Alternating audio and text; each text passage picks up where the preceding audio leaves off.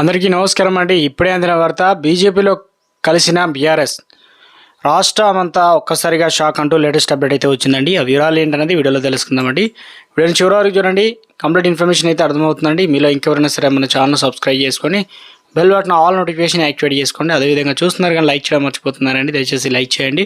ఇక లేట్ చేయకుండా వీడియోలోకి అయితే వెళ్ళిపోదామండి. మనం తెలంగాణ అసెంబ్లీలో కులగణన అనగా ఎస్సీ వర్గీకరణపై జరిగిన చర్చలో ఆసక్తికర మలుపు తీసుకుంది. బీజేపీ ఎమ్మెల్యే పాయల్ శంకర్ మాట్లాడుతూ బీసీల జనాభా తగ్గిందని, కులగణనలో పలు పొరపాట్లు చోటు చేసుకున్నాయని విమర్శించారు. 2014 సమగ్ర కుటుంబ సర్వేతో తాజా లెక్కలు పోల్చితే బీసీ జనాభా తగ్గిందన్నారు. సర్వే పూర్తి స్థాయిలో జరగలేదని, ప్రజలు పూర్తిగా పాల్గొనలేదని వ్యాఖ్యానించారు. పాయల్ శంకర్ చేసిన వ్యాఖ్యలపైన కాంగ్రెస్ మంత్రులు తీవ్రంగా స్పందించారు. మంత్రి పొన్నం ప్రభాకర్, దుద్దిల్ల శ్రీధర్ బాబు, ఉత్తమ్ కుమార్ రెడ్డి, ముఖ్యమంత్రి రేవంత్ రెడ్డి మాట్లాడుతూ ప్రభుత్వం అత్యంత బాధ్యతగా సర్వే నిర్వహించిందని స్పష్టం చేశారు.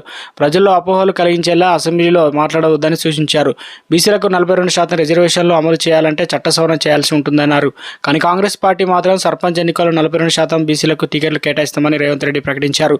ఈ చర్చలో ఆసక్తికరమైన సంఘటన ఏమిటంటే, బీజేపీ ఎమ్మెల్యే పాయల్ శంకర్ వ్యాఖ్యలపై బీఆర్ఎస్ ఎమ్మెల్యే తలసాని శ్రీనివాస్ యాదవ్ మద్దతు నిలవడం, మంత్రులు పదే మధ్యలో స్పందించడం సరికాదని, ప్రతి సభ్యుడి మాటలను గౌరవించిన అవసరం ఉందని తలసాని అన్నారు. సభలో చర్చ జరుగుతున్న సమయంలో సభ్యుల మాటలను అడ్డుకోవద్దని సూచించారు. బీఆర్ఎస్ ప్రభుత్వం 10 ఏళ్లలో పాలించిన, గత 55 ఏళ్ల పాటు పాలించిన కాంగ్రెస్ బీసీల కోసం ఏం చేసిందని ప్రశ్నించిన అవసరం ఉందన్నారు. బీసీల హక్కుల గురించి సభలో చర్చ జరుగుతున్నప్పుడు ప్రతి ఒక్కరు కూడా సూచనలు ప్రభుత్వం వినాలని సూచించారు.